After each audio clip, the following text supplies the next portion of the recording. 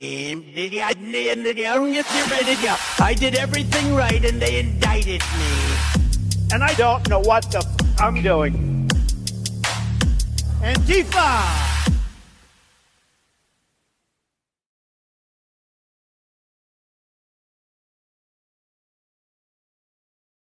Hello, everyone, and welcome to the Katie Halper Show. Apologies for the delay. We had some tech issues, which may or may not have been Mossad. You never know these days. But please do like the stream. Do all the things that we do to help push back against the algorithmic suppression. We have a great show for you today. Very quickly, I just want to run through reminders. Like the stream, become Patreon supporters at patreon.com/The Katie Halper Show. Again, that's patreon.com/The Katie Halper Show. We are almost at 450,000 subscribers. So if you haven't already subscribed, please do subscribe.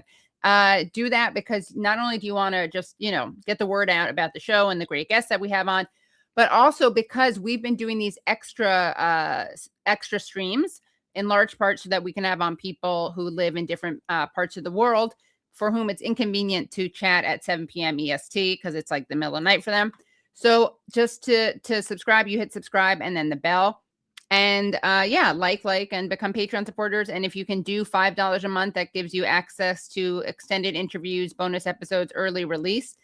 If you can't do that, then you can still sleep well at night by supporting us for $1 a month. That's $12 a year. So we have 3 great guests on for you tonight.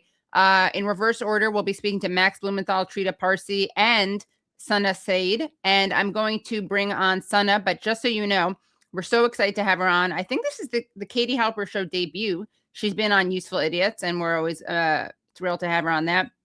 Sana is an award-winning journalist and media critic with over 15 years of experience covering how U.S. news media shapes public understanding of foreign policy, war, national security, Islam, and Palestine. She spent 10 years as an on-camera correspondent and senior producer at AJ+, where she created Backspace and the Israeli Occupation Style Guide, 2 series dedicated to media literacy and journalism. So without further ado, welcome, Sana. Hi. Hi, thank you so much for joining.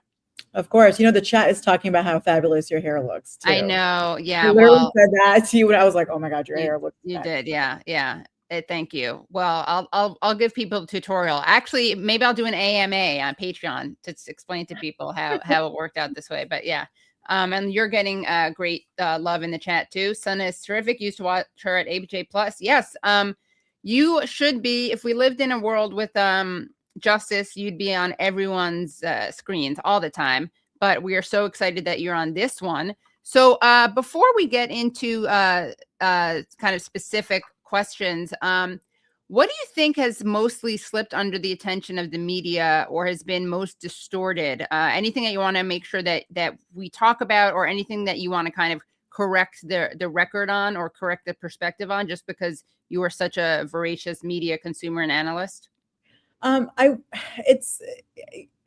There are a lot of things that our news media, specifically here in the United States, is absolutely missing in terms of coverage that it deserves. The first thing that comes to mind, first and foremost, is, of course, Gaza. I think Gaza has, it'd be hard to argue otherwise. It's really fallen wayward in terms of our attention, and also kind of by design too, right? With the U.S.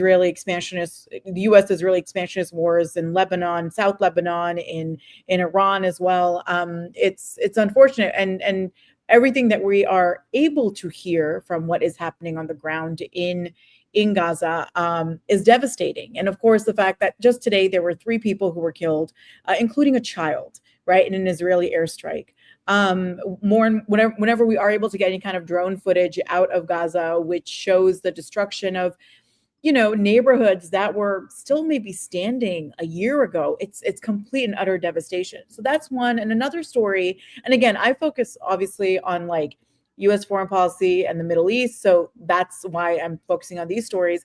But there's also South Lebanon itself. South Lebanon has been absolutely devastated, and one of the greatest tragedies to me over the last 3 years is how, and I'd love to talk more about this, and I know we're going to get to it as well, but it's just the tragedy of the lack of recognition of what the Lebanese of the South have gone through, not just in the last 3 years, but really since the 1970s in particular.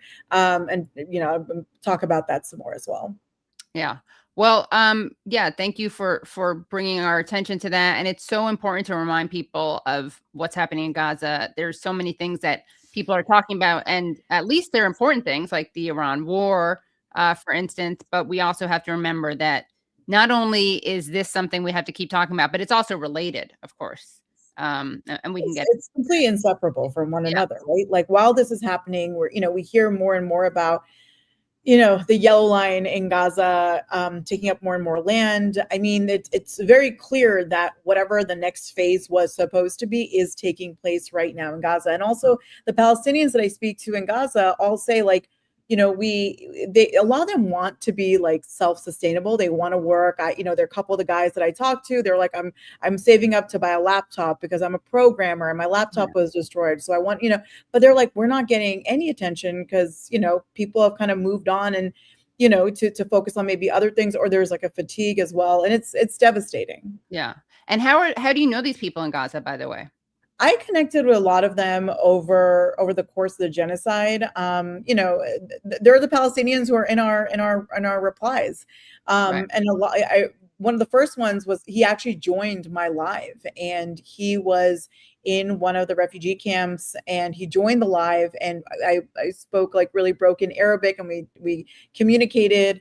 And then from that, I started connecting with more Palestinians in Gaza, also like verifying, who they were and their campaigns and everything. So I try to support campaigns still, which, unfortunately, I think a lot of people are tired of them. But it's for a lot of Palestinians in Gaza, that's the only lifeline, because aid is still not getting into Palestinians anywhere near the rate it should be in Gaza. I mean, people are struggling. They're really, really struggling, whether it's like we're getting tents, whether it's clothing and everything. So, it's the small things do make a difference, because the Palestinians they look at the names that, pop up on the campaign pages, and it makes them feel, they've said, right, like a little less alone. And so, yeah. Yeah, well, that's great. So Tuesday, Secretary of State Marco Rubio addressed the press on the war in Iran, giving the usual justifications and talking points, among which he included that, quote, our president has proven time and time again that his preference is peace, but Iran must accept the reality of the situation and come to the negotiation table. So what are your thoughts on this framing? I mean, this administration has made it a little difficult to really figure out what it even wants ultimately, because it is this posturing, kind of trying to show the United States effectively, when we look at kind of the material damage the U.S. military, Air Force, et cetera, actually has suffered, and there have been great accounts that have actually done the entire, audit of it. The United States militarily did not win this, right? And it does feel as though everything since the, somewhat cessation of hostilities has felt like the United States posturing to kind of present itself as the victor, as the one in charge, as the one. So I don't know. I mean, it's Rubio as well. So I feel like you'll do, also he says a lot of things oftentimes which will not come into fruition. I, of course, hope that there isn't, a resumption of the hostilities. I mean, it was horrific to watch. And of course, I think all of us hope that, I mean, it's not in an ideal situation right now either, but don't want to see bombs being dropped either on civilian populations. And the Iranians currently, there's also not much coverage about this, but the Iranians are still they're really suffering as a result of the bombing campaigns, right? The economy was already in shambles prior to the U.S. and Israeli war of aggression against Iran, and now it's really, really bad. So I really hope there is not a resumption of bombing. But honestly, with this administration, I don't know. It takes maybe Trump's numbers dip enough. Who knows? Yeah. Inshallah, for that, at least that part of it. Yeah. So I want to play a clip of Rubio from the press briefing. He's responding to a question about another area that you mentioned, Lebanon. So let's take a listen. Mr. Secretary, Right behind you, not Colombia, right there. Yes, ma'am. Mr. Secretary, thank you so much. On Lebanon, are Yes. we in a ceasefire or less fire? And the second question, do you think you would be able to achieve an agreement between Lebanon and Israel without risking a civil war in Lebanon? What are you doing to risk? What are you doing to? No, I got it. I got the gist of your question. So look, here's the challenge with Lebanon, okay? There's no problem between the Lebanese government and the Israeli government. Israel doesn't claim any land in Lebanon belongs to them. And by and large, I think a peace deal between Lebanon and Israel is imminently achievable and should be. The problem with Israel and Lebanon is not Israel or Lebanon, it's Hezbollah. Hezbollah operates from inside of Lebanese territory. They terrorize and attack Israelis, but they also are inflicting tremendous damage on the Lebanese people. The reason why Lebanon gets attacked by Israel is because of Hezbollah. Because Hezbollah is hiding in some house, launching rockets against Israelis, and then they get hit. So what you're seeing now is Israeli responses to either attacks or perceived threats. And this is not new. This has been going on for a very long time. What is our hope? Our hope is to engage the Lebanese and Israeli governments under our mediation at the table to achieve this. And that is having Lebanese armed forces and a Lebanese government, not just with a willingness, but with the capability to begin to challenge Hezbollah and disarm them. Because the Lebanese people are also victims of Hezbollah. And by the way, on the topic of Hezbollah and Lebanon, who is behind Hezbollah? Why do they exist? They're an agent of Iran. If you go through that middle... Okay, so why does Hezbollah exist? They're an agent of Iran. I mean, where do you want to begin in terms of the debunking? Yeah, I hate having to listen to Rubio for more than a second. No. But I mean, this entire narrative is one we hear every single time. It's like, well, Israel's only doing this because of, now it's Hamas. Israel's only doing this because of Hezbollah. One of the first times that the Israelis attacked Lebanon was in 1978, which is before, by the way, Iran even, right? Like the Islamic Republic of Iran existed before the Islamic Revolution. And it was Operation Litany, I always forget the pronunciation. I've only ever read it. But in it went into South Lebanon in particular to oust, right? To kill and take out Palestinian resistance fighters. And then, of course, like Hezbollah itself formed in response to Israeli occupation. Like one of the things that really frustrates me about any and all coverage about Lebanon and specifically the South, and this includes from even some, I feel like progressives might miss out on this, is really understanding that the history of Lebanon, especially over the last, let's say, since 1975 onwards, is really a story of also two Lebanons, right? Where you have the Israelis occupied Lebanon for almost 20 years. It was 18 years. And that occupation was concentrated in the South. And it was administered through the Israelis, but also through what was called the Lebanese South Army, which was a Lebanese Christian military. They had detention centers. There was torture. There was, it's horrific, right? Like there were checkpoints, all of these things. So the south of Lebanon was really forged through those 2 decades. And what a lot of people don't also realize is the only reason why Israel ultimately left South Lebanon in 2000 was not because of some sort of like a peace agreement. It's actually the only time until that point, especially that Israel left because it was militarily defeated. And it was because resistance in the South, which was Hezbollah, fought back. And for years, the Israelis were sustaining incredibly high casualties that they could no longer justify. And they couldn't come up with a reason to say, like, this is why we're here. Right. And we see this defeat again in 2006, right? When we had the summer war of 2006. So this constant kind of like, oh, they're in there because of Hezbollah, and like,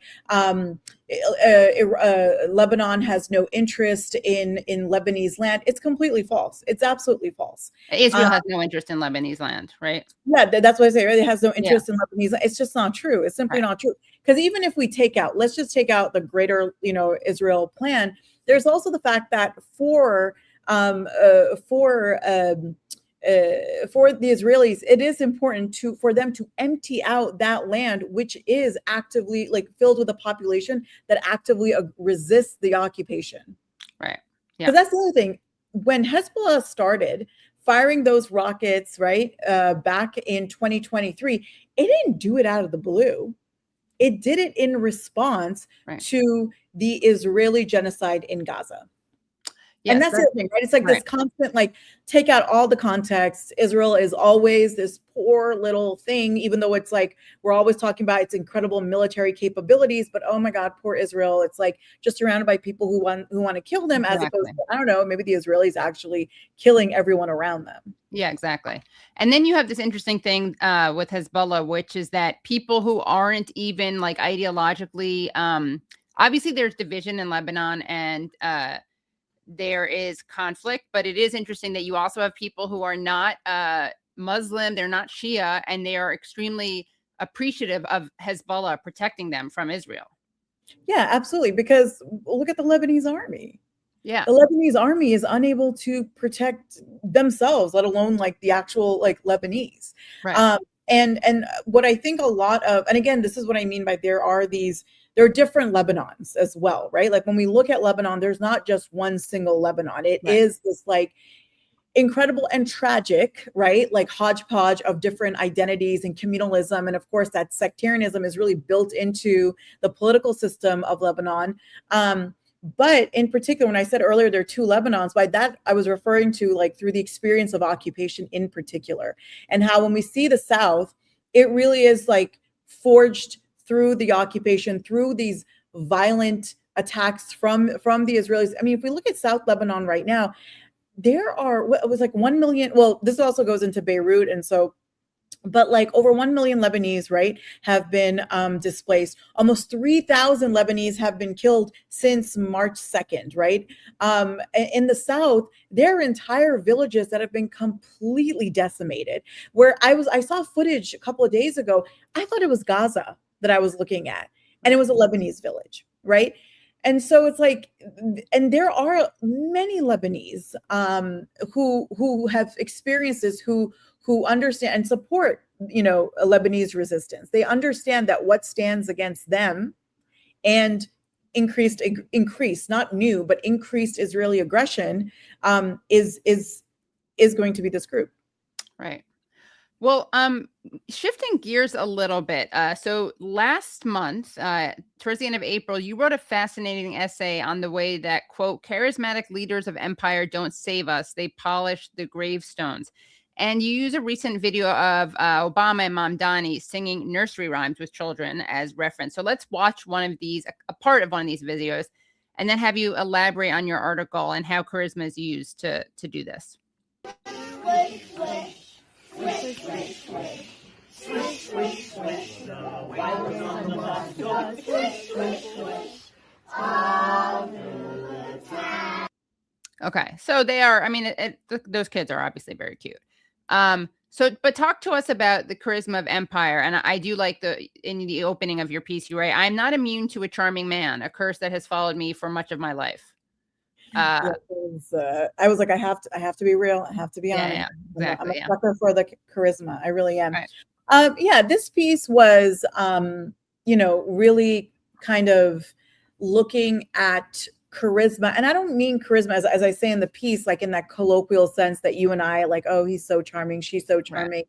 They're so, but really looking at it as a form of power and as this force, as I write, that really that plays a function within imperial power itself in order to disarm us from actually making and applying moral judgments and thus accountability. And instead it takes our qualms and collapses it into just like feelings, right? And so, and I say very, very, in the beginning of the piece, I say that like, I understand that in the midst of the kind of political cesspool that we're in, how for many people seeing an image of someone like Obama and then someone like Mamdani, and I say like, Obama for millions of Americans remains maybe the last great president, and Mamdani is for millions of Americans is kind of both in that lineage in terms of this, hope and change, but also someone who breaks away from the corporate Dems, who really punches back, and he is born out of this very specific insurgent political movement in the United States. But my argument in the piece is that like, the charm that we're so like Obama in particular, right, has one of the most horrific records in terms of violence. He has so much blood on his hands. He is, by every account, a war criminal. And I focus specifically on his record on foreign policy and how he really changed the nature of war, right? Where the kind of authority, the unilateral authority and ease with which Trump today, right, is able to spread the violence that he spreads around the world as well. That was only possible because of what also Obama was doing during his tenure, which of course is built off of what Bush was doing. So I'm like, it all kind of builds upon each other. But Obama specifically really reimagined what American warfare looks like. And it doesn't look like conventional war anymore. In fact, I think it's really interesting that the fact that the Department of Defense is now Department of War. So there's this real kind of callback to we're done with these, clandestine operations that we're just going to say are just drone activities and so on and so forth. And of course, Jeremy Scahill wrote like a fantastic book about this. I recommend the book over the documentary because I think the book is filled with such incredible details, dirty wars. But it's like we're going back to war is what the Trump administration is doing. So I talk about how Obama has so much blood on his hands just with this one thing, and yet none of it sticks to him, right? Yeah. And how people still get really excited when they see Obama. There's so much love and so much grace that's given to him, even though he was not a great president at all in so many respects. And then we have, of course, Mamdani, and I'm not comparing, of course, Mamdani with Obama as though these two, he's been mayor for 4 or 5 months, right? Obama was president for 8 years, has had an extremely long political career at this point. But a lot of the narratives around them do have a very, very strong parallel. And the fact that we've seen, unfortunately, Mamdani, and I'm saying this as someone who is not living in New York City. So I'm not a constituent of his. I'm someone who is looking at, again, how his power and narrative, especially with regards to Palestine, kind of flowing through our politics and our news media. And so I'm looking at Mamdani, and I understand the appeal, of course. Like, it's so hard not to like the guy. He's very, very likable. But he has made moves that I think are more than worth not just critiquing, but really saying, hey, we got to hold you accountable. Because as I call it, it's almost like a slow burn betrayal of the movement that he's not only born out of, but the movement that really pushed him into this position. So let's review some of the examples, I guess, of each one. And another thing that I find hard to grapple with is that when there's so much unfair criticism, like I remember spending a lot of Obama's first term writing or talking about how racist someone was against him, which is an interesting way that racists and the right wing actually kind of neutralize the left, because if we're focusing on those kind of personal attacks, to the extent that we have any power, right? But our eye is not on the systemic actual like racism and imperialism, right? So it's not on, like, I remember, and this is also because I was younger, obviously, but I was like, and I was kind of seduced by the excitement of Obama. And what's interesting? I didn't like him or Hillary really. And when I started to like him was when Hillary went after his reverend, that Jeremiah Wright. Jeremiah Wright, right? Who was like saying stuff that, my family likes to say at the dinner table. And what was it like? Goddamn America, and talking about the chickens coming home to roost. And I was like, okay, he's my guy. It was great, right? If only he had been an advisor for Obama. But it was hard.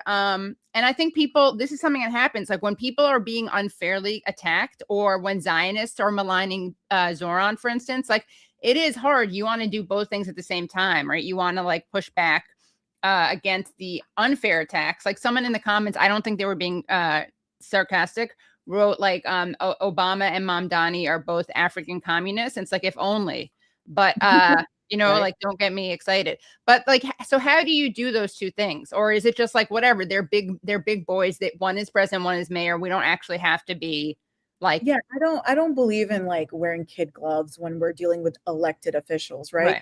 And I'm also not interested in, look, when it comes to Zionists, let's say, they're going to make an issue out of everything. Like this is, to me, I do not take into account the feelings and the strategies of Zionists anymore. To me, they are of course. People that I just do not care for. I think what's important is for us to just constantly, because when we kind of fall into that, then it is very easy for us to hold back on what is necessary, right? The three instances that I mentioned that I think were real missteps, and someone called this a purity test. This is not a purity test, and I'm really tired of that kind of framing, because this is the bare minimum. I'm sorry. And there's also, if we're going to have a purity test, I would certainly hope it's on genocide personally. But, the three things that I mentioned, which really kind of point to a really, unfortunate trajectory for Mamdani is first, of course, his reappointment and praise of Jessica Tisch, right? As someone who directly, materially harmed anti-genocide, pro-Palestine protesters, who also actively helped oversee the surveillance of the Muslim community, which is why I'm like, you can't be talking to me about Islamophobia as like a feeling if you're not actually addressing and taking care and holding accountable one of the people who is materially responsible for spreading it and hurting the Muslim community, right? So I talk about Jessica Tisch. I talk about the really unnecessary quick support for Hakeem Jeffries. Yeah. Right. Like APAC Shakur, as Charlemagne calls him. Like that was such a bizarre, and it was not necessary because he's not only one of the most ardent supporters of Israel in the Democratic Party and in general, but also someone who's very staunchly anti-socialist and openly so. Right. And the third, a gun-toting, gun-loving socialist. Right. And then and it was like what I think 2 days before Mamdani said that he would support Hakeem Jeffries for speaker. Jeffries had literally voted for a resolution or whatever it was to condemn socialism, right? And then the third thing that I mentioned is this photo op, this whole thing with Obama, which is like, why are we doing this? First of all, what does Obama have to do with the Bronx? Right? What is Obama? And also, this is a type of situation, and I understand that this was done for promoting, right? Like Mamdani's new kindergarten policy, but it ultimately benefits, right, Obama far more than it benefits actually Mamdani.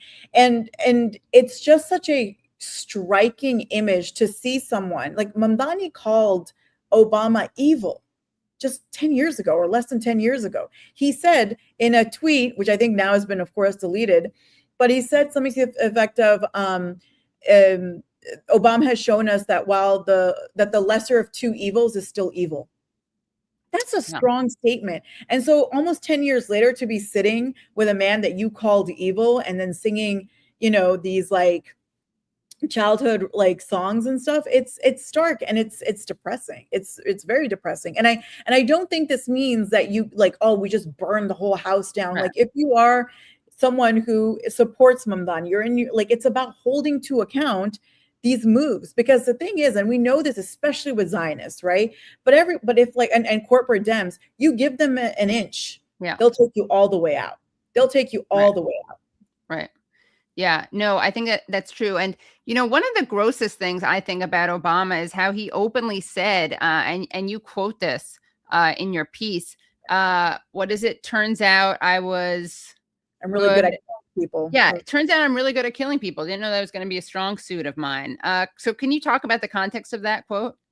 So it was done in the context of, it's from a book, and I'm actually totally forgetting. It's just a quote that I always remember because to me, it really summarizes the really blasé attitude that, again, people try to paint sometimes politicians, and especially someone like Obama, as still having some sort of a moral compass. Right. I cannot imagine a situation where someone who is socially well-adjusted and not sociopathic being like, oh, it turns out I'm actually really good at people. It was in the context of basically the kill list and the drone strikes. Yeah, it was in his book. I can't believe it's called this. His 2020 book called A Promised Land. Yeah. And he's talking about how unlike someone on the left, I never engaged in a wholesale condemnation of the Bush administration's approach to counter terrorism. And then he also talks about how Rahm Emanuel basically told him he had to do this because he was perceived as liberal. And he didn't he wasn't critiquing that. Yeah. Another thing is who was Obama's big foreign policy guy? It was Joe Biden. One of the reasons why Joe Biden was chosen specifically for Obama's running mate is that Obama did not have, he was seen as, in a way, like Mamdani, right? Like kind of underexperienced. He was like this young senator from Illinois, doesn't have the foreign policy chops and so on and so forth. And so this is very like, this is just standard, U.S. federal, like presidential politics, whatever it is that the presidential candidate is lacking, you bring the vice presidential to kind of make it up for that. Right. And so Biden came in, but not only that, but Biden was huge on foreign policy and specifically on Israel. He was very big on Israel. And there's Peter Beinart actually wrote a piece back in 2020 talking about how Biden often ran interference to shield Netanyahu from criticism, any kind of, when I say criticism, I'm literally talking about like the most like milquetoast stuff, but any kind of criticism from Obama himself and his. And he knew the difference because when he was younger, he said something about Palestinians being oppressed. Obama, obviously, not Biden. Whereas Biden likes to remind us like 20 times a day that he's a Zionist, and if Israel didn't exist, we'd have to create him. Yeah, exactly. But what I was saying before is also like, I mean, how do you deal with this? Maybe you're totally over it. It's something I used to struggle with, but I guess I just don't anymore because I don't care. But the whole like, okay, this is our first ex-mayor, our first ex-president, right? A lot of people are like, use kid gloves precisely because these are not straight white men. So what is your advice to people who feel conflicted about that? I don't care. I know. How do you explain to people who, because some people do have a visceral feeling about it.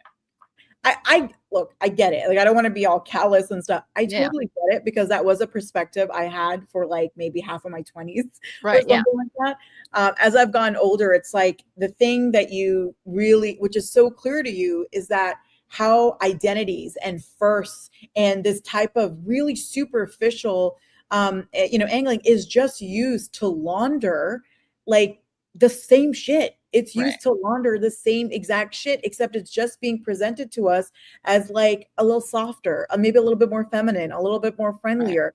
And it's like, speaking subversive. Even like very subversive, right? And it's like, you can't, because we actually have had moments in recent American history, in the last, let's say just 24 years, or even just look at the last 20 years. We actually have had moments of incredible, and I like to use the word insurgent in politics, right? This insurgency of like in politics, and every single time there's been this attempt to really radically push back against the status quo, whether it's Occupy Wall Street. I mean, that's some people I know like to debate about like the efficacy, but also maybe the authenticity of the creators of Occupy, but like Occupy Wall Street, BLM, Ferguson, right? And then of course like Ferguson, and then again in 2020, and of course like early Bernie before I got a lot of beef with Bernie these days, but those moments, Medicare for all, like those moments were such significant moments that could have really materially changed the trajectory for millions of Americans.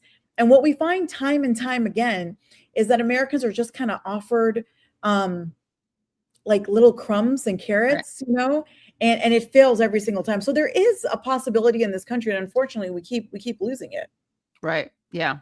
And I think it is also like there's this fear like of like we can't criticize anyone. It's like, no, we have to understand there's a difference between criticizing for the sake of criticizing. We're like, where it's just like ad hominem or whatever. And then there's actual critique, which is rooted in something more substantive. If we can't separate those two, then, this country and we're all kind of doomed to the world that we are accepting. Because that's what we're doing right now is we're accepting the status quo.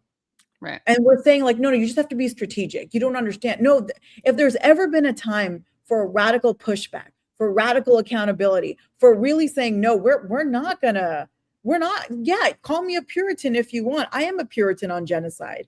I Yeah. am a Puritan on a suffering working class. I am a Puritan on the fact that the majority of Americans are trillions of dollars in debt, in credit card debt, that tens of millions of Americans are having to work not one, not two, 3 jobs just to make ends meet. I am a Puritan on billionaires in this country making a fortune, not only off of, trying to build an economy which is workerless, but also on profiting off of genocide. I'm absolutely a Puritan on those things, right? But it's like, we need to move beyond this very like destructive idea that like any criticism is just like, I'm Right. just a keyboard warrior. Yeah. I mean, I've had people who are like, look, we have to wait, like basically argue that there needs to be a moratorium on criticism of Mamdani, because we have to like circle the wagons. But the irony is like politicians need criticism. Like they need the pressure from the other side, because if not, we're just letting that politician be dragged farther to the right. Like, even it's not even a question about like whether someone's good in their heart or progressive in their heart. It just, that's how politics work. Like you have to have a counter. And it doesn't, like, it also is irrelevant what a person personally believes when they are when you are in a public position, especially when you're in an elected public official. It doesn't matter what you say in the privacy of your 4 walls. What matters is, what are you doing in a material sense? What are you doing? What are you saying? Like, and we know that language has impact. The words we choose, everything has an impact. And the other thing is, I remember, I think it was Mohammed Al-Kurd who said this, right? Which is that while people are not pulling politicians, he was talking about specifically Mamdani, but I think it goes beyond Mamdani, is that while you're refusing to pull your guy to the left, the right is pulling him. And that's what happens, right? It's like, if you're not pulling this way, well, then he or she is getting pulled in the other direction. Right. I also like that someone called me cynical and callous, bordering on racism. Oh, wow. I'm apparently racist against my own kind. Yeah, you're self-loathing. I think the word they mean is self-loathing. Yeah, right, exactly. Well, Sana, this was amazing, and I definitely want to have you back on, because you're someone who I can talk to. We can talk to about so many things, and the audience can learn so much from. So just tell people where they can find you and your work, and if you're working on anything right now. Totally. So you obviously find me on X. I'm on Instagram as Sanaface, on X with Sana Saeed, my full name.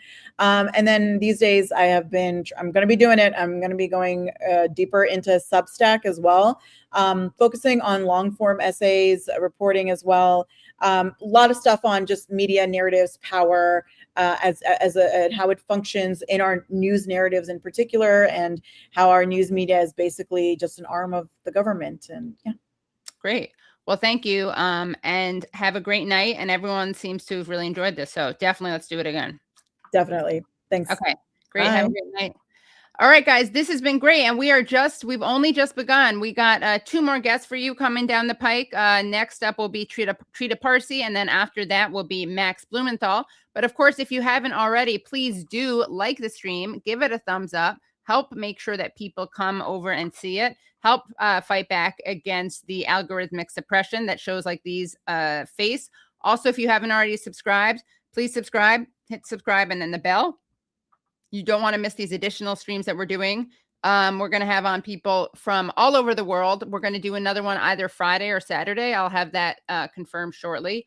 But put your virtual hands together for our next guest, Trita Parsi, who is the Executive Vice President of the Quincy Institute and the award-winning author of Losing an Enemy, Obama, Iran, and the Triumph of Diplomacy, and Treacherous Alliance, The Secret Dealings of Iran, Israel, and the United States. So welcome, Trita. Welcome back. Thank you so much. Great to be with you again. Thank you. You look like you're in Alice in Wonderland. You have like a rabbit behind you, and all of that's missing is like a looking glass. I thought I'd change the background for now. I'm outside on my porch. The weather is amazing here in Washington for once. Nice. Well, we heard that from Sana that there's like a weather watch for snow or something in DC. Are you kidding me? Right, Brad? I'm not lying, right? She said that tomorrow there's an alert for like freezing and hail and things like that. Yeah. Even though it's like 80 degrees today. Yeah. So, oh my God. All right. I was not aware of that. Well, good thing I'm out on my porch today. Yeah. Make sure, hopefully it's not like a permanent setup. I'm sure it's not. I'm sure you can get back inside if you need to. But Welcome back to the show. There's some relatively breaking news, right? So I guess Trump has announced for the moment that he has suspended Operation Freedom, the operation whereby the U.S. military would aid ships through the Strait of Hormuz. Here is what he said. And this was tweeted out by Jeremy Scahill of Dropsite News. But here's the Donald Trump True Social. Based on the request of Pakistan and other countries, the tremendous military success that we have had during the campaign against the country of Iran, and additionally, the fact that great progress has been made towards a complete and final agreement with representatives of Iran, we have mutually agreed that while the blockade will remain in full force and effect, Project Freedom, parentheses, the movement of ships through the Strait of Hormuz, end parentheses, will be paused for a short period of time to see whether or not the agreement can be finalized and signed, period. President Donald Trump, all caps, period. So what are your thoughts on this, please, Trita? I mean, look, if he's backing down from one of these additional escalatory steps that he was thinking from, we should all welcome it, because he is backing down from the blockade in some ways. I mean, he at least is recognizing that the blockade of the blockade was a huge mistake. It was a mistake within a larger mistake, which was the escalation of the war, or the starting of the war in the first place. According to the White House and FDD, this pro-Israeli advocacy group that pushed this blockade, Iran's economy should have collapsed 11 days ago. Right. And clearly it hasn't, and this has actually caused Trump to become quite frustrated, according to Wall Street Journal. And today we saw him with a bunch of kids in the Oval Office saying that all the Iranians need to do is to surrender. Right. And this is the same thing we heard back in the summer, that Iran needs to surrender. We heard it in January, that Witkoff said that Trump is very frustrated that Iran has not yet surrendered. And it doesn't seem to dawn on the president, although I think it has dawned on some people in his team, that surrender was never in the cards. And part of the reason why we're in this escalation trap is precisely because he's looking for surrender. He's not going to get it. Doesn't matter what type of a blockade on a blockade he does. It's not going to happen. The only way to actually make sure that this works out some way is to adopt realistic and creative and constructive goals that do advance U.S. interests, but are not based on some sort of fanciful idea that the United States can force a country that has not lost a war to surrender. Right. Yeah. That's interesting. So, that term gets thrown around a lot about United States interests. So what are United States interests, by the way? Well, it depends on who you ask, of course. But if you were to ask me or people in the restrained community, we don't have a lot of interests in the Middle East.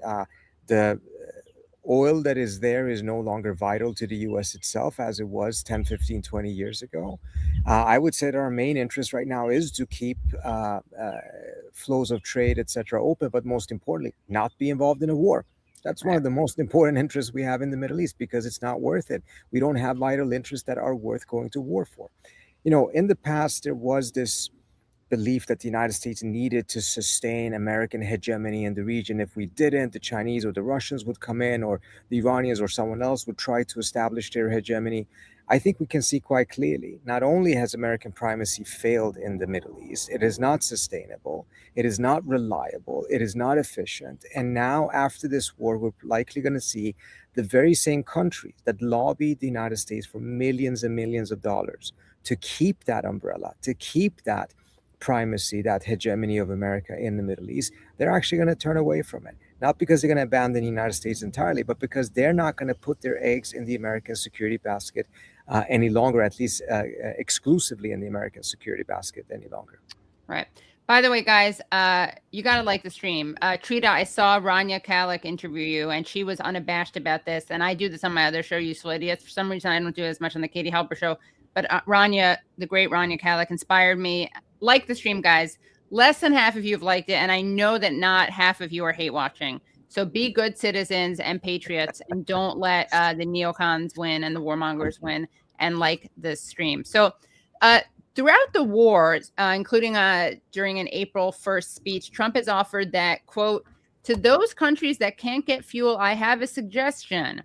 Number one, buy oil from the United States of America. We have plenty. We have so much. And in a Truth Social post from April 11th, he said massive numbers of empty tankers are coming to America now to purchase their oil. How does the U.S. sabotage of oil competition and oil more broadly figure into America's calculations?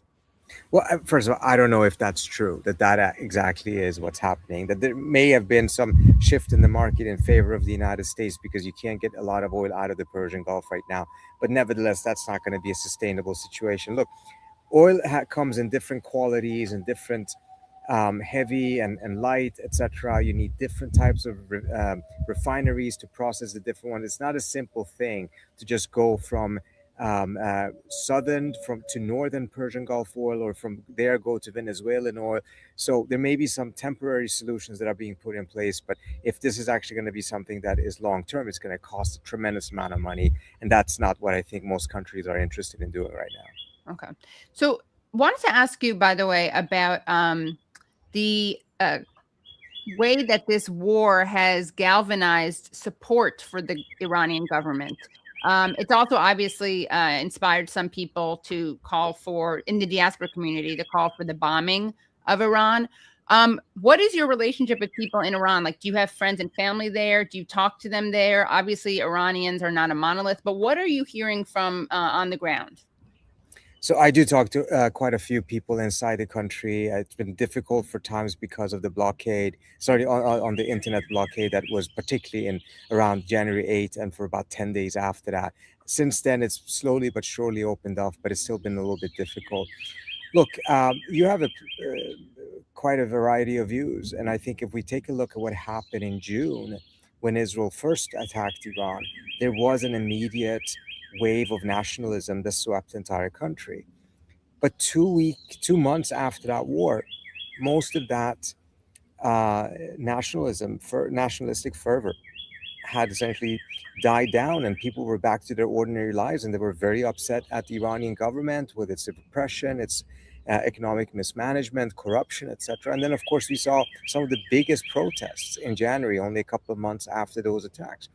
Right now, there is once again a lot of nationalistic fervor. There are, at the same time, strong sentiments against the government that has essentially been put on pause because the country is at war. But once the war is over, once a couple of weeks or months have passed, I think we're going to see a very different situation. Now, how the war ends is also going to have a significant impact on the aftermath of the internal situation.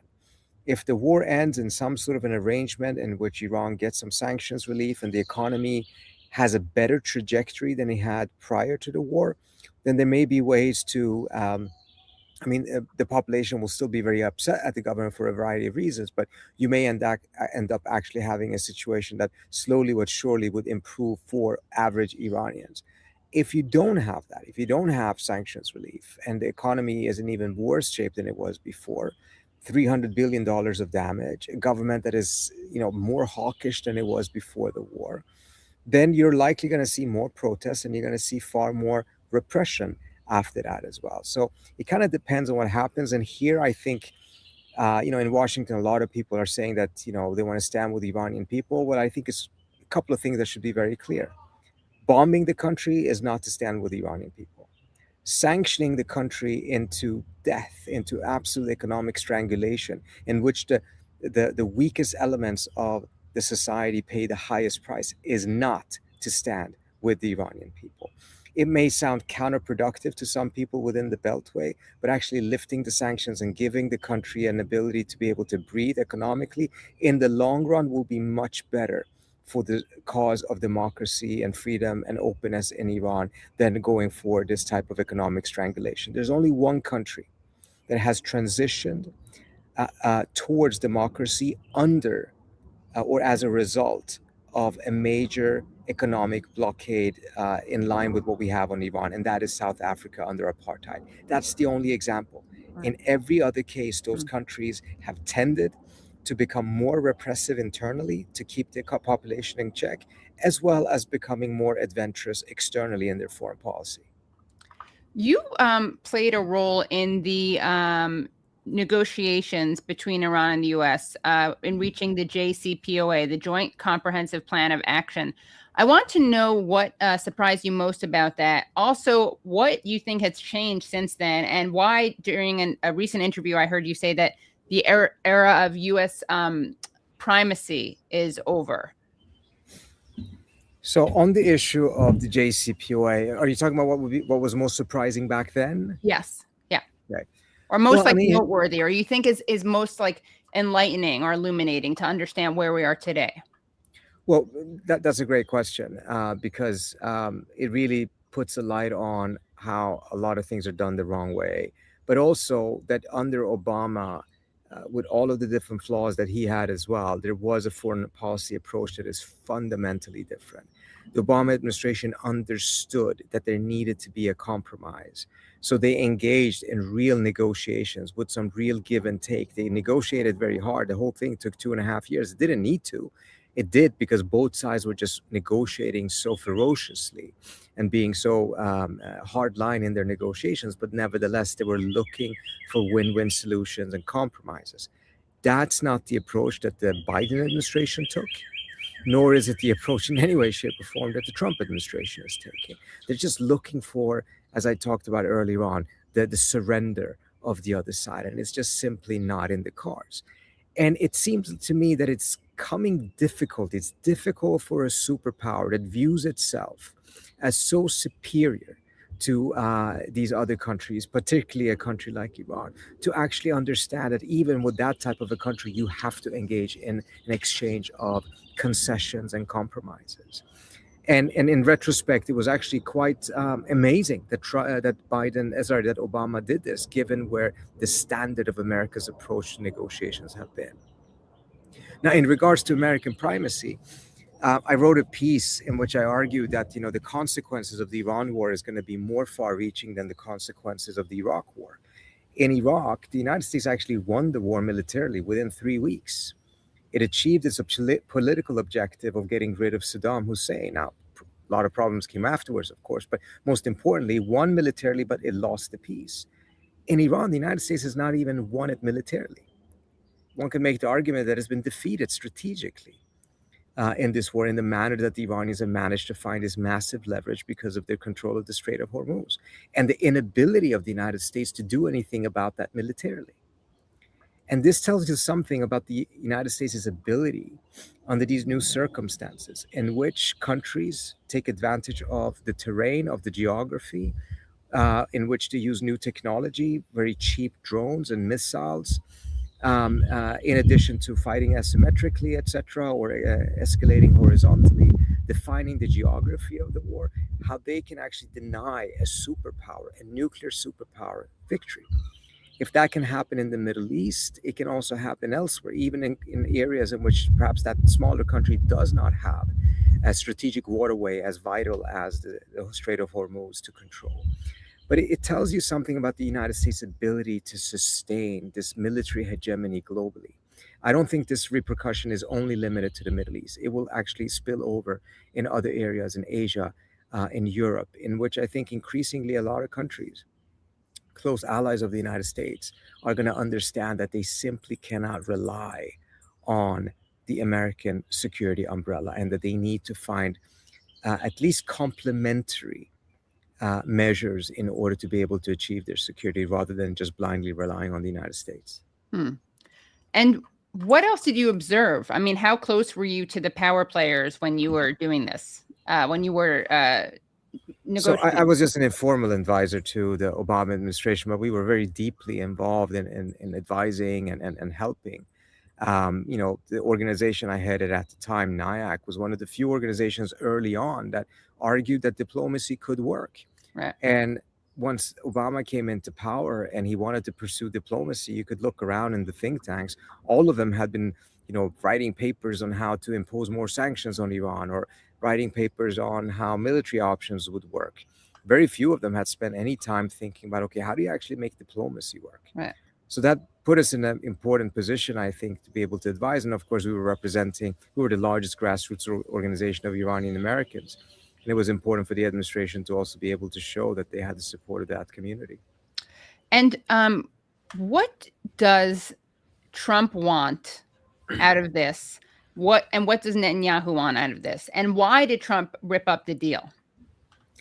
So what Trump wants and what Netanyahu wants at this point is very, very different. And Trump should have recognized this from the outset. The United States wanted some sort of a victory. They wanted to see the Iranians surrender, but they wanted to probably keep the country intact. They did not want to see massive instability. Same thing that we saw in Venezuela, that it was more important for them Right. to make sure that it didn't lead to instability that could spill over into the United States, which of course in the case of Venezuela was much more of a likely scenario. Whereas from Netanyahu's perspective, he just wants to weaken Iran as much as possible for as long as possible. And if that means a civil war in the country, in which the country is consuming its own power internally, that's totally fine from Israel's perspective. If you take a look at Israel's strategy vis-a-vis its neighbor, it's called, I mean, they themselves call it rather inhumanely mowing the grass. Every couple of years or so, they just bomb their neighbors, making sure that they don't reach the capacity of being able to challenge Israel.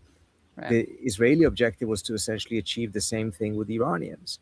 And if you could set them back 10 years and then bomb them again in a couple of years, that would be perfectly fine. But that meant perpetual conflict with Iran. That's fine for Netanyahu. That was never fine for the United States. I don't think it was fine for even Trump. But he went along with Israel's strategy, really believed the Israeli narrative that Iran was so weak that it was just going to crumble after 4 days of warfare, either implode or surrender. And now, 60 plus days later on, we can probably understand why Trump, according to the Wall Street Journal, is frustrated. And has Israel been strengthened or weakened by this? Well, I think if you ask the Israelis, many of them would say, look, it may not end in the manner that they wanted, but if Iran's industrial base has been set back a decade or two, if it is faced with all of these different challenges as a result of this, they still see that as a win. I mean, it's the same thing when they bomb Hamas or Hezbollah. They don't have to eliminate it from their standpoint. As long as they just weaken it, they view that as adding time to Israel. Now, it can end in a manner, however, that will be really devastating for the Israelis from their standpoint, which is that if Trump strikes a deal, and as part of that deal, and I don't see any deal that wouldn't include this, Trump lifts sanctions on Iran, that will deeply upset the Israelis. That's really their red line. Because as part of keeping Iran weak, you can go to war, but we see how difficult that is and how much political capital was required to be able to get to that point. But if you have these massive sanctions on Iran over decades, it just slowly but surely destroys the country's social fabric, its industrial base, etc. So it's bad enough from the Israelis that the war has ended, but if sanctions are lifted, that's when you will see that they will be really objecting to this. And I just, I still don't understand what it is. Maybe this is naive, but what is like Israel's ultimate? I know they want to kill a lot of people. But what is their ultimate goal vis-a-vis, like they want the greater Israel project, but what do they want vis-a-vis Iran? Well, look, Israel believes that its security is not achieved by managing threats. It believes its security is achieved by eliminating those threats, which means that it views itself invariably being in a state of perpetual war with its neighborhood, and that it just needs to keep everyone else as weak and incapable of challenging Israel's desires for greater Israel, or as one could also call it, military hegemony in the region. Iran was one of those countries that clearly had the capacity of challenging that. In many ways, it has successfully challenged that. The Israelis could not go to war with Iran without the United States. They could start it, but they could not finish it. We've seen that when the Israelis thought that they had already defeated Iran, immediately their focus shifted towards Turkey and started talking about the Turkish government being the biggest threat in the region. Erdogan is the most dangerous person in the Middle East, according to the Israeli media. And this is ultimately devastating for Israel itself if it's just constantly going to be at war with everyone in the region. We've never seen any country be able to sustain that for particularly long and actually be prosperous and survive. Right. But they have this unique support from the United States. Exactly. You take that out, there's no way the strategy is going to be able to be sustainable for even a couple of more years. And I think the support from the United States is really coming to an end because the generational shift on both the left and the right is just massive and is growing stronger and stronger. And then what happens? Well, then, Israel may end up in a scenario in which it will have to become a normal country that has to compromise with its neighbor in order to be able to have peace. And perhaps ultimately that's the best thing that could happen to Israel as well. But it would necessitate that there is not a compromise, but an acknowledgement and acceptance that Palestinian self-determination and dignity has to be upheld, and it has to be part of Israel's security as well. Yeah. Do you have a hard out right now? I have to run right now. Okay. I'm so sorry. Okay. No, that's okay. Any final words? Anything you want to make sure that you say before? You mentioned earlier on in the interview that you shamelessly plug the show and ask people to subscribe. So if you give me a second, I want to just also say that I'm shifting a lot of my activities now to Substack as well, in order not to be dependent on Twitter or any of the other platforms. So I'd love for people to follow me there. I'm at Trita Parsi on Substack, at T Parsi on Twitter, and you can go to the Quincy Institute's website at quincyinst.org.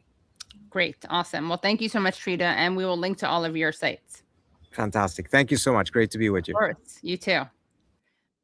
Okay, so everyone should obviously follow Trita and his writing. We are waiting for our next guest. In the meantime, Brad, why don't you come in and say hi to everyone? Read some super chats. I'm going to try. Hey, everyone. Hey. All right. Let's see. Let me call our next guest. Can you read some? We do have some super chats. Not that many. So we can also, what can we show while we are getting ready for our next guest? Oh, well, okay. Nate is suggesting the J.K. Rowling thing, but then I can't call our next guest while we do that. So, let's see. Brad, why don't you read the super chats very, very, very slowly for a second while I literally just call our next guest. All righty. I'm laughing because there's the first one. Thank you so much, Barbara Chiali, for the super sticker. Yes. And we can read at normal speed because our guest did just arrive. Oh. Yeah. And Texas Real 007, thank you very much for the very generous super chat. Great lineup this evening. Thanks, Katie and Old Blue Eyes. Is that me? Of course that's you. It's not me. It's not Trita, and it is not Wow. Sana, although it could be our next guest, actually. No, it's That's me. unclear which blue eyes we're talking about. Yeah. Thank you very much. That's so nice. Well, speaking of old blue eyes, let's bring back, thanks, Brad. We're going to swap out one blue-eyed boy for another blue-eyed. We're going to swap out a blue-eyed goy for a blue-eyed boy chick. All right, Max doesn't like that. Is that an insult to me? We're going to get into that another time. We can't even get, no. That's something we'll talk about another time. All right. Welcome to the show, Max Blumenthal of the Gray Zone. Hi, Max. You're muted. Are my eyes blue enough?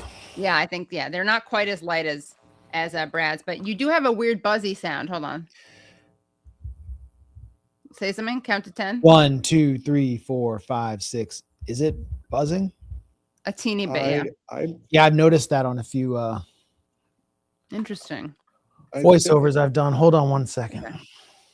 He's gone into voiceover work. Oh, wow. Yeah. Remove me for like 5 seconds. Yeah. So, we should do a whole episode on that term goy. It's very complicated because it's not quite. And oh my God, when I tweeted something about this, I brought out a bunch of anti-Semites because a bunch of people who were like, it's not up to you, a non-Jew it's not up to you to define whether it's offensive, because it can be offensive, but there's a lot of range to it. But, the funny thing is, when I looked at the people's profiles who were saying that to me and who were being very like identity politics about it, like as a non-goy, it's actually not up to you to define it. I looked at their things and they were just like they happened to be like raging anti-Semites. It was pretty funny. And they had stuff like on their Twitter timeline, like, it's actually not un-American to ban Jews from organizations. We've been doing it for a while, but not in a like, I'm going to critique U.S. history way. Okay, Right. let's try to bring in Max Right, again. let's give it a try. All right, Max, you there? I mean, say something. Goyim. Okay, hello. All right, well, the Buzzy Goy, that's what I'm going to call you, the Buzzy Goy. So Max, thank you for joining. It's always great to see you. There's so much to talk about.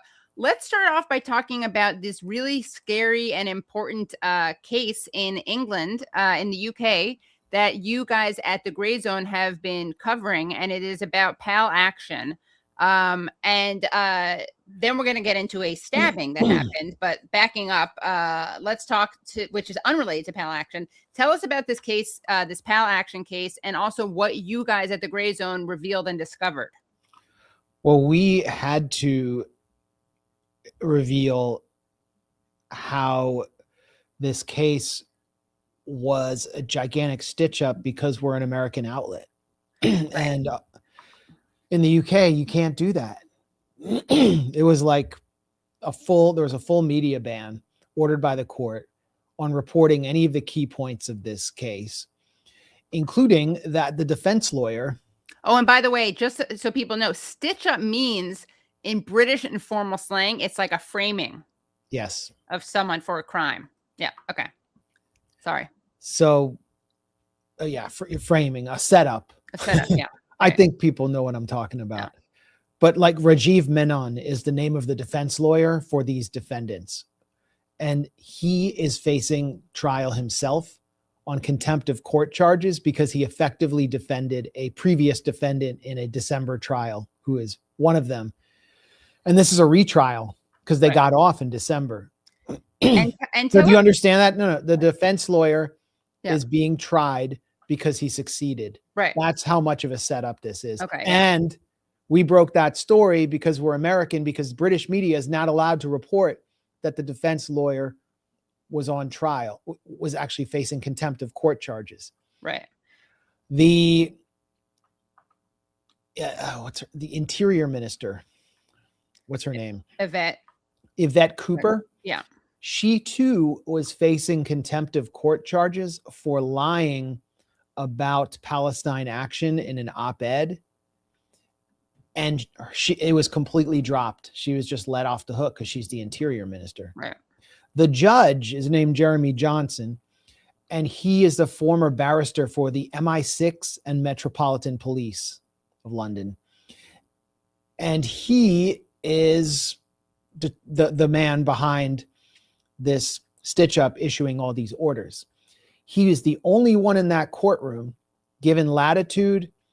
No, the only one in that courtroom who was allowed to know, other than the defendants and the prosecutor, that the defendants were actually on trial for terrorism charges. The jury did not even know that they were facing terrorism charges. They thought they were simple criminal charges. So after the jury convicts these defendants, the judge, who's the former lawyer for the MI6, Mr. Establishment, gets to sentence them for terrorism. And we reported that. We broke that story as well because we're American, because you're not allowed to know this if you're a member of the British public. So I'm just laying this out to explain and elucidate how insane this trial was and how, I don't know what the word is, anti-democratic, authoritarian, the British government and British society has become. Keir Starmer approves all of these actions. This is all coming from the top. Right. And so let's step back a little bit. What is Palestine Action? Why are they such a threat?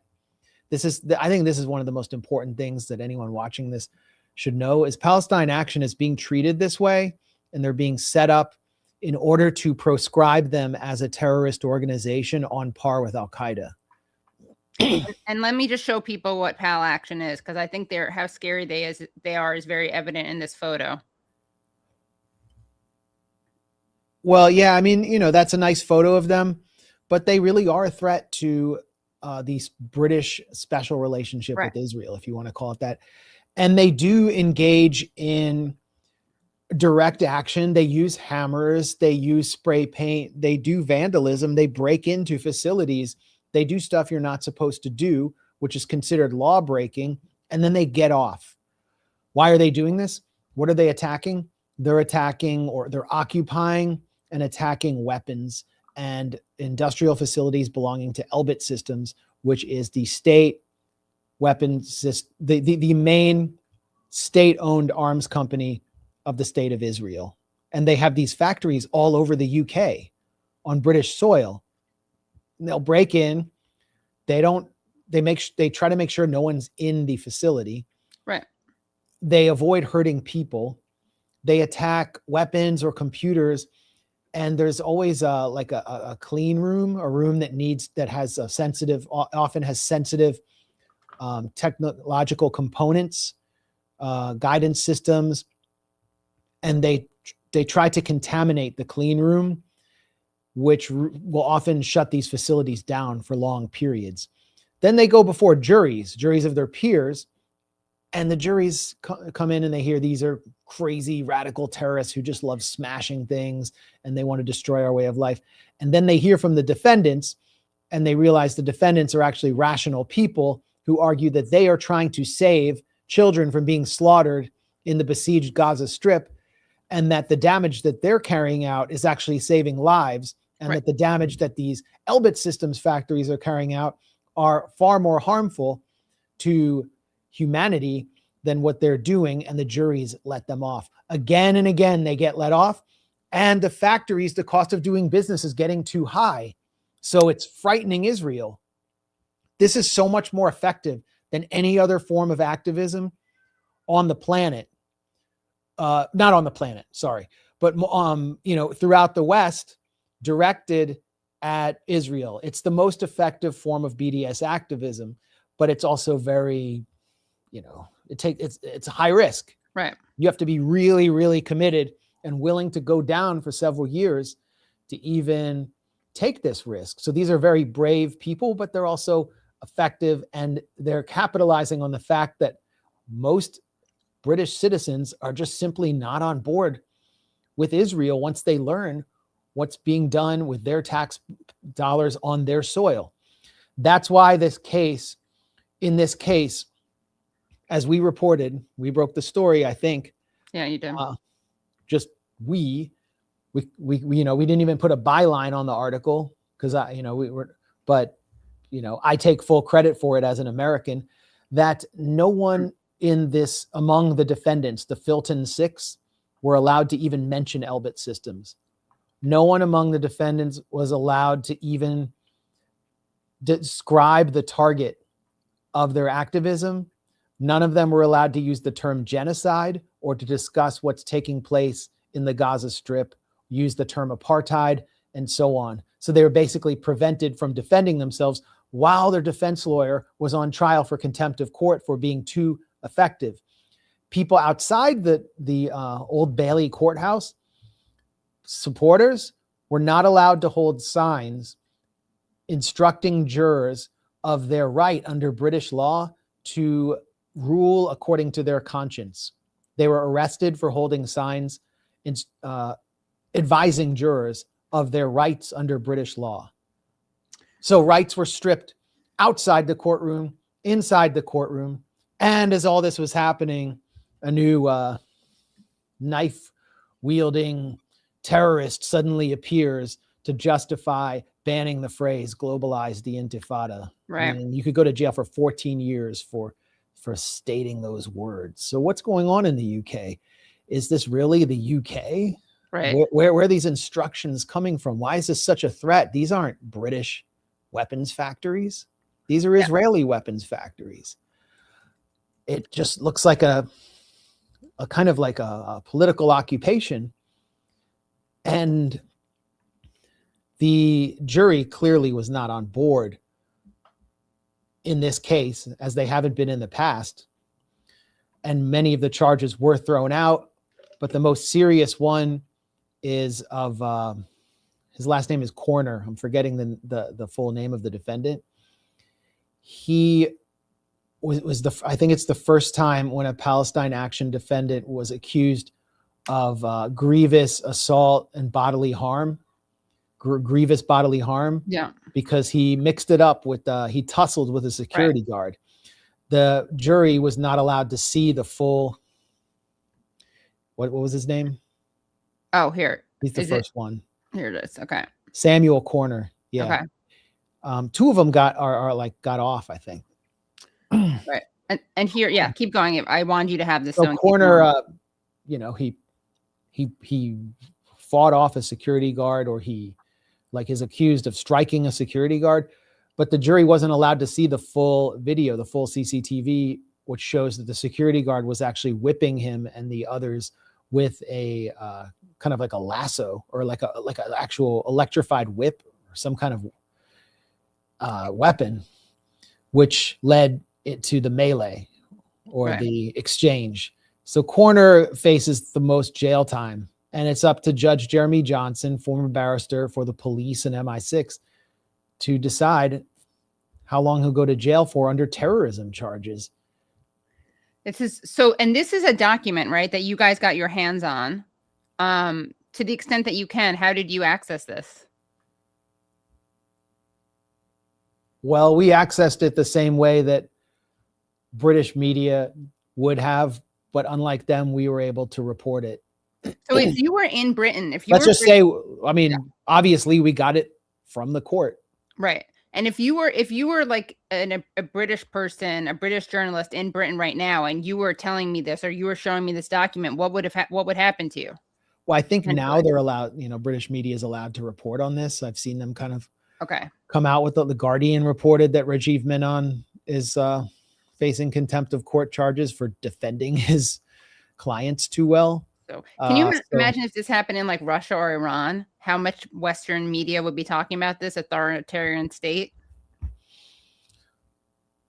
I mean, that's obviously the thing, is that this generated zero coverage in the US outside of us. And, there are other publications that, who are our friends and in our circles who would cover this, but, mainstream media doesn't understand. It's bizarre to me. There's just so many. I mean, it's why the Gray Zone exists, or why the Katie Halper show exists, and why we have a fairly large audience, is because Western mainstream media doesn't report what's actually taking place right before our eyes, which is just a gigantic scheme to strip us of our rights in order to protect this psychotic little apartheid state, which has no borders and is constantly expanding. What's happening right now tonight in New York City under the watch of Jessica Tisch at the Park East Synagogue. It's like, isn't this isn't being reported as we and most people see it, which is that they're doing a land theft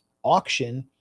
They're authorizing and engaging in violent colonialism inside a synagogue, and the police have cordoned off a 2 or 3 block radius, and only visibly Jewish people are allowed inside the cordon. They've created some kind of like Jews only zone to ward off protesters, while the city council is voted almost unanimously that you can't protest near a synagogue. It's so disgusting. And like synagogues are being used as cover for violent colonialism. They're linking Judaism to violent colonialism, then howling anti-Semitism anytime anyone justifiably protests. And then they enact their puppets in any legislature or city council to limit our First Amendment rights, to take our rights away. And that's how anyone who's paying attention sees it, but Western media reports it as a tense scene as a synagogue is protested, anti-Semitism allegations. And if you're just like some casual reader, you think, oh my God, these are anti-Semites, or Palestine Action, these are crazy terrorists. But the real story is just the complete, that the Israel lobby or the Zionist movement has become the foundation for the destruction of democracy. Yeah, exactly. And, it is so disgusting for them to obviously like stand behind a synagogue in order to try to shield their genocidal real estate grabs. I mean, what could be more disgusting? And then, as you said, Max, this is so important. They themselves want to hold all Jews hostage, basically. And obviously, you and I would agree that there should be more Jewish opposition to what Israel's doing, definitely on an institutional level. But they will stand behind a synagogue, try to drape what Israel is doing in like Judaism per se, and then accuse anyone who's critical of it of being an anti-Semite when they're the ones linking genocide, a live stream genocide, to Judaism. Yeah. It's kind of it's a more theoretical discussion than we have time for. Sure. Yeah. I should mention that, just for the purpose of that point, I mean, Park East Synagogue, it's not representative of, the kind of American Jews who live in Brooklyn and New York who are, more like the traditional Yiddish socialist types or the DSA types who, are involved in all kinds of progressive activism. Right. It represents the very elite right-wing Likudnik upper crust of sort of like the Epstein class Jews who are on the Upper East Side who, would freak out if anyone would call for the electric chair if someone ripped down a hostage poster after October 7th. Right. Jared Kushner has attended services there with Ivanka, who was converted to Chabad. So that just kind of gives you a sense of who goes there and what it's really about. But you're standing on the outside. You're not, if you're just you don't live in New York, you don't exist in that world, or you don't know a lot about Jewish life and you watch what's happening there, you think, well, Jews are just selling Palestinian land inside a synagogue. This is some kind of satanic cult. This is evil. Yeah. And they're down to represent themselves like that because then they can just accuse everyone of being anti-Semites and take away our rights. Yeah. So, Katie, sorry, I just wanted to see if you wanted to take a look at the the Intercept had something on this, and I thought that this was and let's see. And also, Max, is this where the rabbi who said that Zoran was an anti-Semite over the line about when the police, the NYPD steps on your neck, the boots were laced by the IDF? Oh yeah. That's where this is where we had a rabbi, a female rabbi, call him anti-Semitic for saying that, and also for saying that there's genocide. Okay, but what's happening now? Well, I just thought you might find it interesting, this little bit here, which talks about the Expo, the website of the Expo, and referencing this cluster of 20 settlements, and they go on to say that this is located south of Jerusalem under international law. These are considered illegal. I don't know if you wanted to. Yeah, I've been to Gush Etzion. It's one of the major settlement blocks that's used. It was set up actually as part of the Labor Party's settlement plan to prevent Jerusalem from being the capital of a Palestinian state, and it's been expanded under Likud governments. But it's it looks like a city, but it's over the 67 line in the West Bank, and it's there to encircle Jerusalem. Right. And this quote here, it says, the pro-settlement movement around the world and most Israelis do not make any distinction between Israel and the West Bank. The idea is that all of this is, and I'm sorry, Katie, can you read this for me? Yeah, sorry, I was looking at Eretz Yisrael. Hebrew for the land of Israel, and it belongs to the Jews because God gave it to them. Yeah.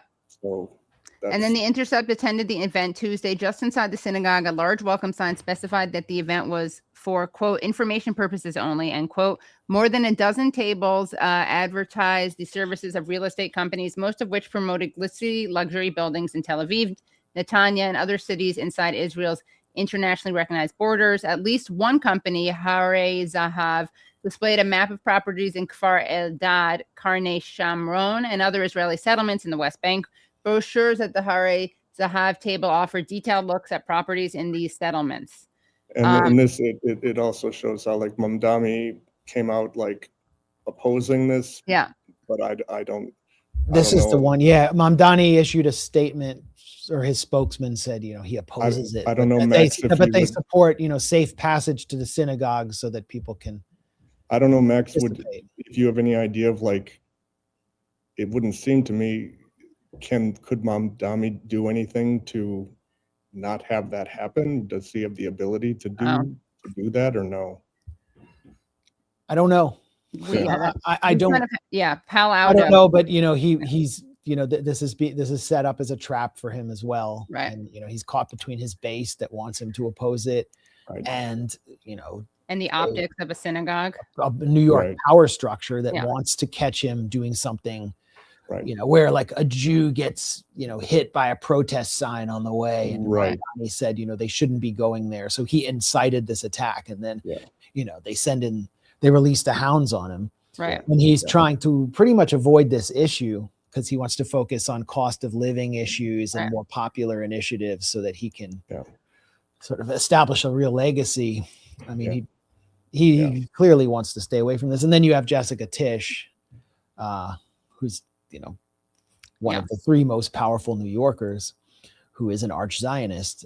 And she's got such a disproportionate NYPD presence out there, shutting off so much of the city, so many, like several square blocks, to prevent people from protesting. And I don't think there's ever been an incident where protesters have like done anything violent to a synagogue. Right. But yeah, but I'm getting back to the UK. Yeah. The UK doesn't have, you know, a freedom of assembly in Right. its constitution or charter. It doesn't have free speech.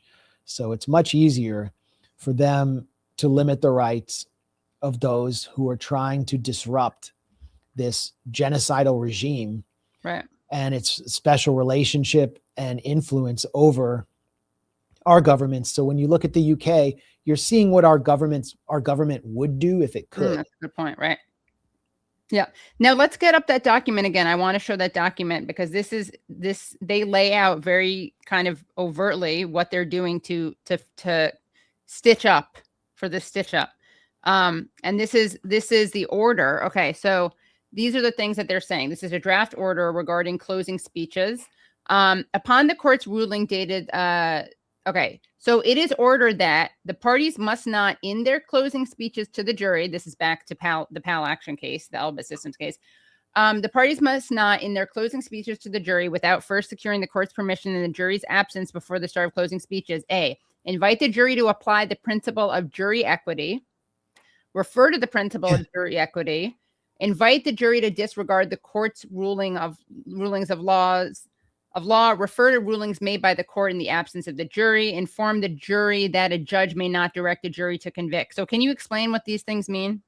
Jury equity just is a right under British law, which allows the jurors to consult their conscience and rule on that basis. And they are not allowed to know that as they enter that courtroom.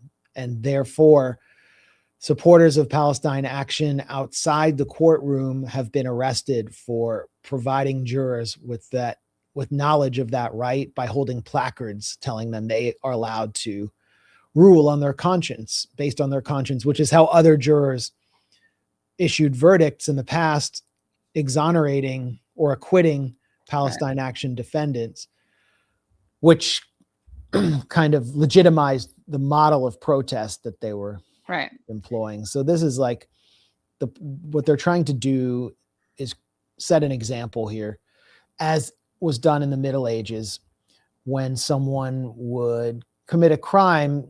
You know, they didn't have CCTV in a medieval village or in London, in medieval London, let's say. You know, it was impossible to enforce the law on a society-wide basis the way it's done now with like predictive policing and everyone under surveillance. So they'd make an example of someone and just hang them in the town square, or quarter them or torture them, and everyone else would be afraid. That's what's being done here. That's what's being done in the case of this stabber who actually stabbed a Muslim man. We're told he just stabbed a pair of Jews. Okay, set this story up, because this is kind of incredible, and they do go very well hand in hand. So if you read the headlines, there's a stabbing of 2 Jewish men that happened in London, right? It fits perfectly with what's taking place with Palestine Action, which is that we're gonna make some of the stabbing, some of the Max chat will be Patreon only, and you are really gonna want to see that, really. But then, you know, I always feel so bad. I hate denying people stuff, but you know what? If you saw it live, you got to see it. And if you don't see it live and you want to see it, you'll become Patreon, or you wait a little bit. Exactly. Yeah, I'm sorry. And that they make the program. If there's a very rich person who wants to give us $1 million, So we never have to Patreon everything. That would be great. But until then, yeah. Well, and I know I say it, but another way to look at it, the Patreon that makes this possible and gets you everything literally amounts to 25 cents Monday through Friday. Yeah, that's it. Not even 7 days a week. Yeah. Right. So this was a great show. So grateful to everyone. If you haven't already liked this, please like this. Please do subscribe by hitting subscribe and then the bell. Thanks, Katie. I always share your testimonial where you got 2.2 million views about the kind of Jewish, talking about the kind of Jewish person you are, because you said it all for me. Thank you. And that's a reminder, Brad, we have to start making those straight to camera videos. Yep. And before we head out this evening, Katie, do you want to, I noticed after we read the first 2 super chats, we got quite a few more for you to read through. Great. Okay. So thank you so much, everyone. So yeah, thank you, Piano Man, for the super sticker. Really appreciate it. Thank you, Piabjer, for the thank you for all your important work super sticker. Thank you, Mystic Mac, for the Max Blumenthal is an absolute legend. Great show, Katie. Thank you. Thank you so much, Celeste Holmes. Given how much control Zios have over every level of government, how do you not conclude the U.S. has been couped? Well, yeah, that's perhaps. But remember, yes, that is, I mean, it's the sad thing is it's Jewish and Christian Zionists. We'll get into that another time, though. Okay, thank you for the super chat, Tirana Hamdi Parker. Thank you for this super chat and the howdy message, John Jarecki. Starmer and 3 male models in court now. Arson. I don't get it. Someone tell me what that means. Excellent work as always. Thank you. Thank you, Exit. Super sticker from the unknown. Thank you so much. Super sticker from James Chant. Thank you so much, James. Great name. It's my dad's name. Oh, yes. Okay. Thank you for this. Wow. Okay. Joey Hins writes, condolences to Tiago and family for the passing of his mother, Teresa, earlier today. This is something I actually wanted to bring up, which is the fact that Israel has kidnapped and tortured many of the people who participated in the latest flotilla, and they are still holding Tiago Avila, who we interviewed on Useful Idiots, and Saif, who, in fact, hold on one second, Saif, who we interviewed on this very show. One second. We had him on. He took place in the global march to Gaza. We had him on. We had a couple people on. Saif Abu Kashek. And he and Tiago are both being held right now. And tragically, Tiago's mom died. One second, let me see. Thank you for reminding me of this. I wanted to mention this, that Israel is doing something absolutely disgusting. And yeah, here it is. Okay, it's Global Samud Flotilla posted this. I'll just do a screen share. Thank you so much, by the way, for reminding me, because I actually meant to post about this. Okay, so here we go. Okay. Teresa Regina Davila Silva, Tiago's mother, passed away in Brasilia. We express our deepest condolences to Teresa's family and loved ones. She was 63 years old, a woman of remarkable joy and great strength. She faced years of serious illness with courage, serenity, and dignity, driven by an unwavering will to live and surrounded by the unconditional dedication of her family. Tiago's 2-year-old daughter carries her name. Rest in peace, I don't speak Portuguese. Masegao, your story lives on in our struggle. And this is him and his mother. And I would assume that's his sister because they look a lot alike.